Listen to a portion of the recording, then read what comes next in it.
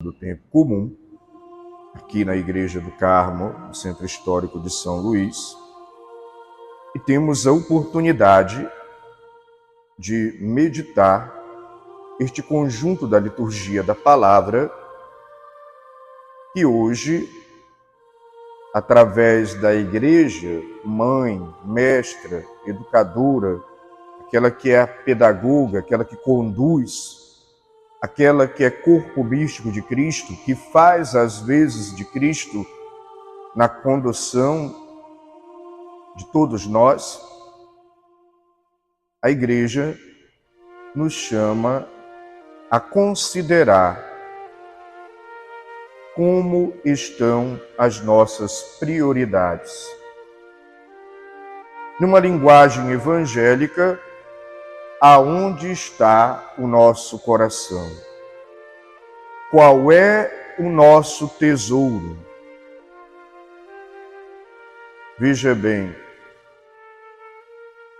nós temos diante de nós a lógica mundana, que essencialmente ela é materialista, apoia-se numa supervalorização e até no endeusamento dos bens materiais. E que faz, inclusive, as pessoas ficarem escravas aos bens materiais. Faz com que as pessoas gerem, inclusive, uma ansiedade em torno do adquirir, manter e ampliar os bens materiais. Então, uma lógica mundana que, inclusive, é passageira, porque os bens materiais, eles por si só não duram para sempre, eles têm um tempo, eles se desgastam, e como diz o Evangelho, a traça come e a ferrugem corrói. Mas também os bens materiais em si só, por si só, não serão um patrimônio que nós vamos poder levar quando Deus nos chamar para junto dele. Frei, então o senhor está desmerecendo os bens materiais? Não. Cada coisa precisa estar no seu lugar. Cada coisa precisa ter o devido valor. Cada coisa precisa ser priorizada dentro da devida proporção. Então existe a lógica mundana que, infelizmente, trata os bens materiais de uma maneira desproporcional, fazendo com que nós supervalorizemos, endeusemos e às vezes até coloquemos o sentido da nossa vida apenas nos bens materiais ou em tudo aquilo que está relacionado a eles. Existe a lógica de Deus. É um outro caminho que não está contra os bens materiais, que quer colocar os bens materiais no seu devido lugar como meios, ferramentas, mecanismos que nos auxiliam no bem viver, que nos ajudam a ter uma qualidade de vida, que nos dão o suporte necessário para viver com dignidade. Os bens materiais são meios, mas não são fins, dentro da lógica de Deus. Os bens materiais são importantes, precisamos adquiri-los, mas não podemos endeusá-los. Na lógica de Deus, quem ocupa o lugar de adoração, de centro das nossas vidas, de razão do nosso viver, de sentido maior, é Deus, e não os bens, ou a aquisição deles, ou a manutenção deles, ou a ampliação deles. Então, na lógica de Deus, nós colocamos Deus no centro, razão do nosso viver, sentido da nossa vida e grande meta para a qual nós caminhamos. Então, a lógica também da bem-aventurança que nós acabamos de ouvir nos apresenta essa perspectiva.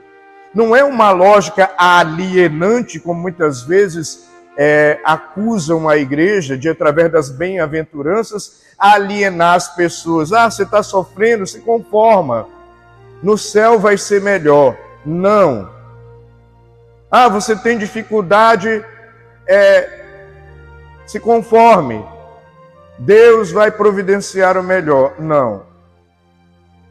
As bem-aventuranças querem fazer com que nós meditemos a questão das nossas prioridades, sobre aquilo que eu disse no início dessa homilia. Onde está o teu tesouro? Lá está o teu coração. Então, infelizmente, na lógica mundana, se nós nos deixamos arrastar por essa lógica, se nós nos deixamos convencer por ela, nós acabamos endeusando os bens materiais, eles tomam o lugar de Deus, eles, por um tempo, vão tornar-se o sentido da nossa vida, a razão do nosso viver, eles vão colocar no nosso coração uma autossuficiência, porque se eu vou conquistando os bens materiais, eu acabo me bastando. Ou então aquela famosa frase que as pessoas até dizem de uma maneira arrogante: eu não preciso de nada nem de ninguém. Eu mesmo, com meu trabalho, eu me sustento, eu me banco e basta. Então, a lógica dos bens materiais, a lógica mundana, acaba nos colocando numa autossuficiência. E mesmo que nós tenhamos fé, se eu me deixo dominar por essa lógica, inconscientemente, o que vai estar no centro são os bens materiais, o materialismo, e Deus sempre vai ser um complemento. Nós acabamos tirando Deus do centro. E aí, muitas vezes, as prioridades se tornam um excesso de trabalho, um ativismo, que inclusive por causa do excesso de trabalho e do ativismo, nós vamos deixando de lado, a convivência com a esposa, com o esposo, com os filhos, com as filhas, com o pai, com a mãe, por causa do corre-corre, do ativismo. Quando muitas vezes, para além dos bens materiais, principalmente os filhos, querem o aconchego, o carinho, o tempo de qualidade oferecidos a eles pelos pais. Agora, eu não estou dizendo que agora é para você deixar de trabalhar e ficar enfiado dentro de casa com os filhos. Preste atenção. Porque as pessoas, ou é 8 ou 88, os extremos. Queremos falar aqui de equilíbrio. Então, a lógica mundana, depois de quando chega num certo patamar, você conquista tudo o que precisa e você sente um vazio. Por quê? Porque essas conquistas são boas, essas conquistas foram válidas, elas são importantes, mas elas não são tudo. E elas não preenchem o interior. E fora que, para algumas pessoas, A lógica materialista ainda acaba fazendo com que eu acumule demais e dentro do pecado da avareza, que é o acúmulo e o apego às coisas, eu acabo não partilhando com quem necessita. E às vezes o meu acúmulo é sinal de que se eu acumulei, alguém ficou carente, ficou em necessidade. Portanto, a lógica mundana traz todas essas dificuldades. Por isso Jesus diz, ai de vós, porque ela nos lança numa lógica de vazio, de acúmulo, de distanciamento até das pessoas que nós amamos para poder satisfazer essa lógica, para poder corresponder a essa sede de adquirir as coisas. E no final da vida, bate à nossa porta a falta de sentido. Como eu já ouvi isso de muitas pessoas. Frei, eu já conquistei tudo isso aqui, mas ainda tem um vazio aqui dentro. É um vazio do amor de Deus. É um vazio de ter perdido a perspectiva de que o grande sentido da vida é a vida eterna, é o participar do convívio divino, ou seja, é a bem-aventurança, é também preparar-se nessa vida para a pátria eterna, para nos encontrarmos com aquele que é a razão do nosso viver, sentido da nossa vida, centro e criador de tudo. Então essa lógica nos lança dentro de todas as situações, dessa situação que, como eu disse, ainda promove desigualdade, injustiças, egoísmo, orgulho, vaidade, mentira, corrupção, porque em nome dos bens materiais, as pessoas vão se enredando nesse tipo de atitude de pecado que aos poucos vai nos esvaziando. Então a pergunta, aonde está o teu coração? Qual é o tesouro que você valoriza? Quais são as tuas prioridades? Ela é importante. Qual é o caminho que você está escolhendo para alimentar? E mesmo que seguir um caminho não significa que você abandona o outro. Não são dois extremos. É um seguir uma vida equilibrada,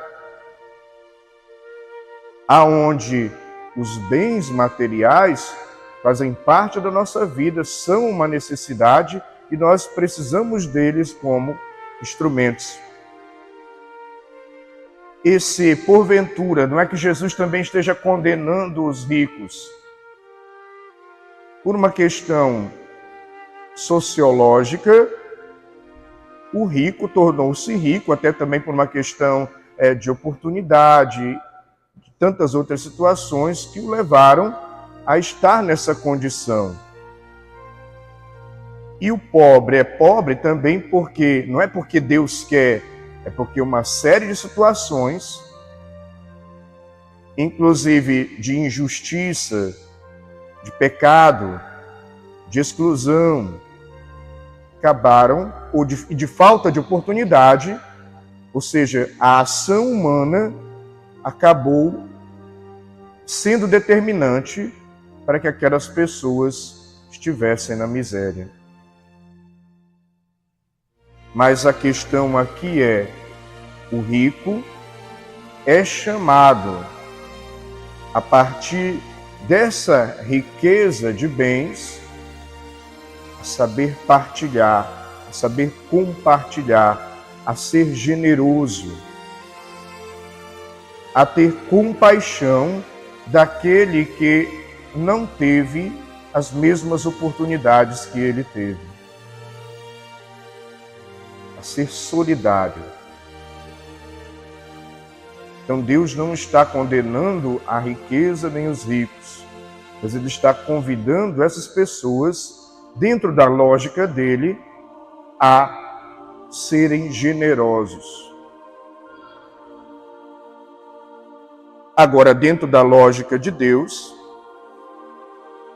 nós somos chamados a cultivarmos a riqueza dele, o tesouro inesgotável que vem dele, priorizar o tesouro da prática do bem, nos enriquecermos praticando a justiça, nos enriquecermos praticando a bondade, nos enriquecermos nos esforçando para sermos solidários, nos enriquecermos a partir da empatia com o irmão, nos enriquecermos procurando dialogar, nos enriquecermos vivenciando a compaixão para com aqueles que sofrem, colocando-se no lugar do irmão, da irmã, nos enriquecermos sendo promotores da paz e não do conflito, da tolerância e não da intolerância, nos enriquecermos a partir também da promoção do respeito, a dignidade do outro, da outra, do irmão, da irmã, nas várias relacionamentos que temos. Somos chamados a nos enriquecermos na fé, na vivência da fé, na prática da fé. Assim também estamos nos tornando bem-aventurados. Essa é a riqueza que não passa. Tanto nos enriquecermos também na prática do perdão, de dar e receber o perdão. Acumularmos para nós atitudes de humildade. Trabalhar em nós a humildade para fazer aos poucos e num processo constante de conversão morrer o orgulho e sermos ricos na humildade. Nos enriquecermos também na obediência, não uma obediência cega que faz as coisas sem pensar, mas uma obediência que colabora, participativa. Nos enriquecermos dentro da lógica de Deus, priorizarmos o serviço que promove a outra pessoa, o servir, porque Cristo veio para servir, não para ser servido. Nos enriquecermos e assim sermos bem-aventurados, levar conosco a riqueza da honestidade no mundo que é corrupto, desonesto. Nos enriquecermos de gratidão a Deus, aos irmãos, no mundo que às vezes é ingrato. Adquirir a riqueza, lutar para adquirir a riqueza da generosidade, num mundo que às vezes é mesquinho, tem o coração pusilânime, nega o auxílio ao outro, nega a solidariedade ao outro, é egoísta. Então, sermos generosos, capazes de sairmos de nós mesmos, irmos ao encontro do outro. Isso é uma riqueza, e é uma riqueza que dura para a vida eterna, que nos faz bem-aventurados já aqui, sendo generosos, nos realiza plenamente na generosidade, já nos faz bem interior, e já nos prepara para a eternidade no céu. Nos enriquecermos de uma atitude de misericórdia, fazer o esforço de sermos misericordiosos, de olharmos para o irmão, para a irmã a partir da sua miséria e termos essa compaixão desta miséria. Nos enriquecermos, aprendendo o valor de sermos fraternos, ou seja, de sermos frater, irmãos uns dos outros. Trazermos essa riqueza conosco, cultivarmos elas ao longo do tempo. Nos enriquecermos a partir do cultivo da alegria em Deus, porque também o cristão não é alguém de cara fechada, mal-humorado, brigão, que está julgando e condenando todo mundo, está patrulhando as pessoas. Não, o cristão precisa ser alguém alegre, feliz, exatamente também porque pratica o perdão, porque respeita, porque promove a paz, porque dialoga, porque é empático, porque é fraterno, porque é misericordioso, é honesto, isso deve produzir em nós a alegria de viver. Isso é uma riqueza que não passa, uma riqueza que nós trazemos que ninguém pode tirar de nós. É uma riqueza que a traça não corrói, não come e a ferrugem não corrói. Nos enriquecermos da temperança, que é disciplina, que é ter limites, num mundo que é sem limites, e quando eu passo dos meus limites, eu acabo ofendendo o irmão, eu acabo ofendendo a minha própria dignidade de filho e filha de Deus. Sermos ricos, lutarmos para adquirirmos a riqueza da lealdade, quando o mundo está na lógica, por causa do materialismo, da deslealdade. Nos enriquecermos dentro da lógica e cultivarmos o valor da fidelidade, quando a lógica mundana incentiva a infidelidade. Nos enriquecermos, e parece um contraditório, com o desapego. Ser rico de desapego, ser capaz de partilhar, ser capaz de dar um pouco de si, ser capaz de abrir mão, de desapegar-se.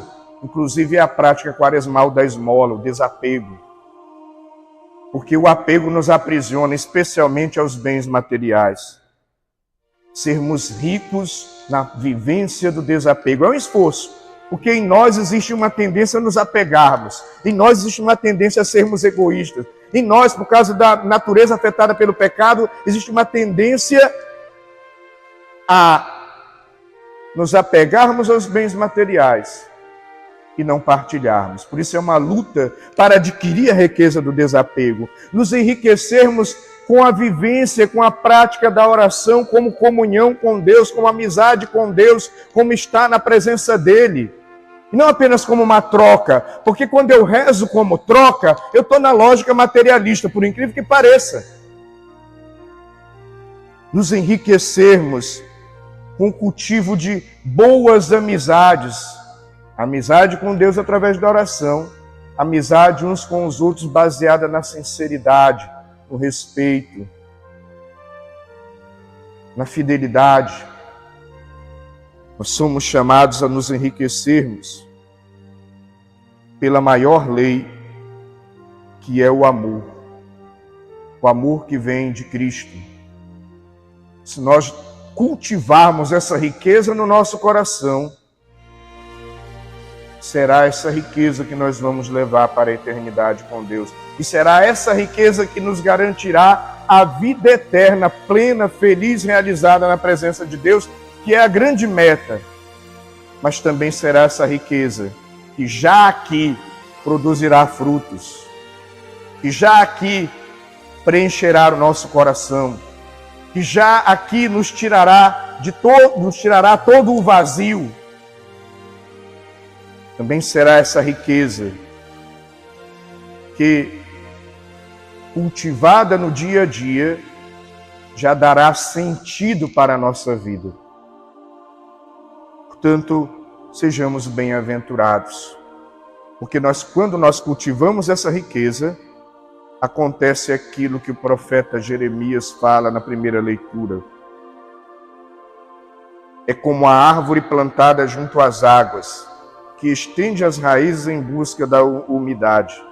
Por isso, não teme a chegada do calor. A sua folhagem mantém-se verde, não sofre míngua em tempo de seca e nunca deixa de dar frutos. Porque a riqueza que o alimenta é esse contato com Deus, dentro da lógica de Deus, essa água viva que não deixa de jorrar sobre os nossos corações e que dos nossos corações jorra para as pessoas que convivem conosco. Cultivemos essa riqueza. Ela é a única que não passa. Ela é a única que permanece. Cultivemos essa riqueza sem deixar de cuidar do sustento de cada dia, sem de deixar de ter o patrimônio que dê um suporte para a sua família viver bem. Porém, essa riqueza de Deus, essa é a única que nos preenche e nos realiza plenamente. Louvado seja nosso Senhor Jesus Cristo.